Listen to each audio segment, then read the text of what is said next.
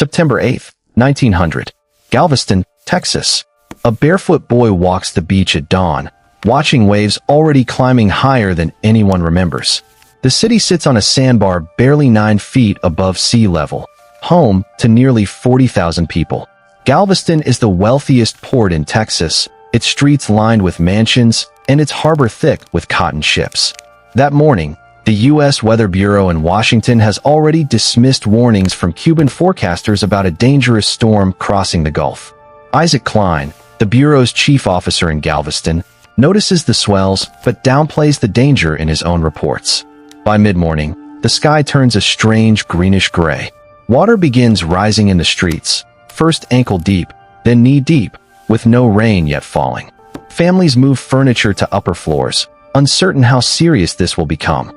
By early afternoon, wind speeds climb past that of a major hurricane, though no one in the city yet has that word to describe what is coming. The storm surge builds far beyond anything Galveston has prepared for, because the city has no seawall, no levee, nothing between it and the Gulf. Around 3 in the afternoon, the barometer begins a freefall unlike anything recorded on the Texas coast. By 4 o'clock, half the city stands underwater. Streetcar tracks vanish beneath churning waves filled with debris, timber, furniture, entire porches torn from homes. Telegraph lines snap one by one, cutting Galveston off from the mainland completely. By early evening, the wind reaches speeds later estimated near 145 miles per hour. Roofs peel away like paper. Brick buildings downtown begin collapsing into the flooded streets. Thousands of residents flee toward the strongest buildings they can reach: churches, hotels, anything built of stone. The storm surge crests near 15 feet, drowning nearly the entire island under a wall of seawater.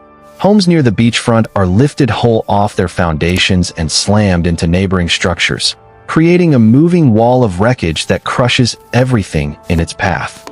By nightfall, this wreckage forms an enormous barrier of debris nearly 3 miles long, grinding through the city block by block. Families trapped in upper rooms listen as their houses are struck, then struck again, then torn apart entirely. There is no way to call for help. There is no way to leave. The storm rages through the entire night without pause. By the morning of September 9th, the wind finally falls silent, and survivors emerge to a city that no longer resembles the one they knew. An estimated 1/3 of Galveston lies completely flattened, reduced to splinters and open foundations. Entire neighborhoods along the beachfront have vanished without a trace, swept clean down to bare sand. Search parties moving through the wreckage find bodies everywhere, in the streets, in the debris piles, tangled in what remains of collapsed buildings. Within days, the death toll climbs past 6,000, then keeps climbing. Historians later placed the final count between 8,000 and 12,000 lives lost, making it the deadliest natural disaster in United States history. With bodies decomposing rapidly in the Gulf heat and burial ground scarce on the flooded island, officials make a desperate decision. They load the dead onto barges to be weighted and buried at sea. Within a day, many of the bodies wash back onto the beaches with the tide, forcing a grim change in plan. Recovery crews turn to mass cremation instead, building funeral pyres directly in the streets where the bodies are found. The smoke from these pyres burns for weeks across the ruined city. Clara Barton, founder of the American Red Cross, arrives in Galveston within days to organize relief efforts, one of the first major disaster responses in the young organization's history. Donations and supplies pour in from across the country as newspapers carry the scale of the devastation nationwide. Survivors face months of rebuilding with almost nothing left standing to rebuild from. Rather than abandon the island, city leaders make an extraordinary decision.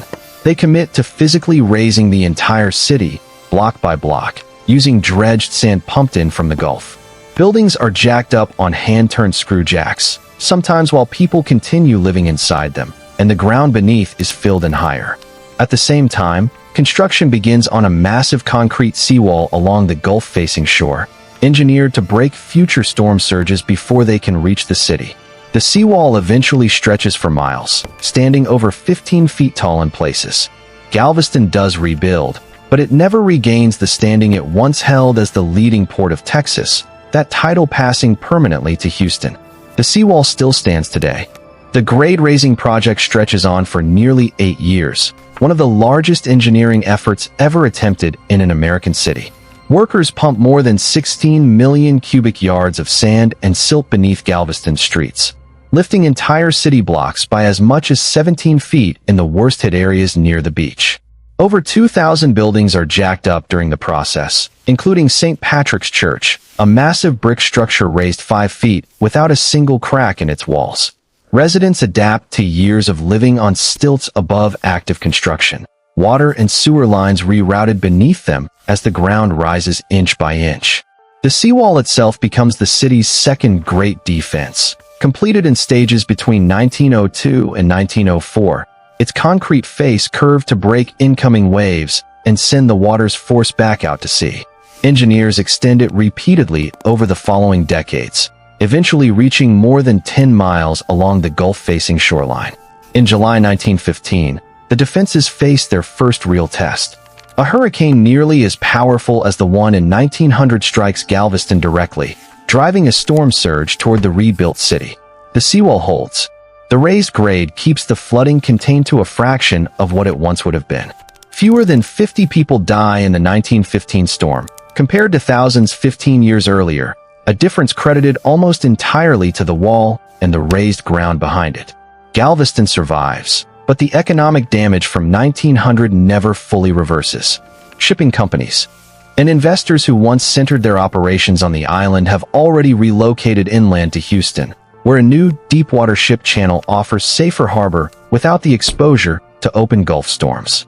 Houston's port grows into one of the busiest in the country, while Galveston settles into a smaller identity built around tourism, fishing, and its own hard-won history. The Isaac Klein who once downplayed the storm's danger becomes a changed man, spending the rest of his career advocating for better hurricane forecasting and warning systems nationwide. His reports on the 1900 storm remain some of the most detailed first-hand accounts of the disaster ever recorded. Over the following century, engineers continue reinforcing the seawall, and Galveston weathers additional hurricanes, including Hurricane Ike in 2008, a storm that tests the century-old defenses once again. The wall stands.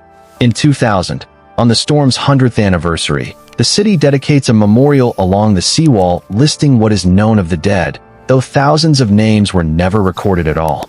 Galveston remains built on the same sandbar it always was, still facing open water, still trusting a wall poured more than a century ago.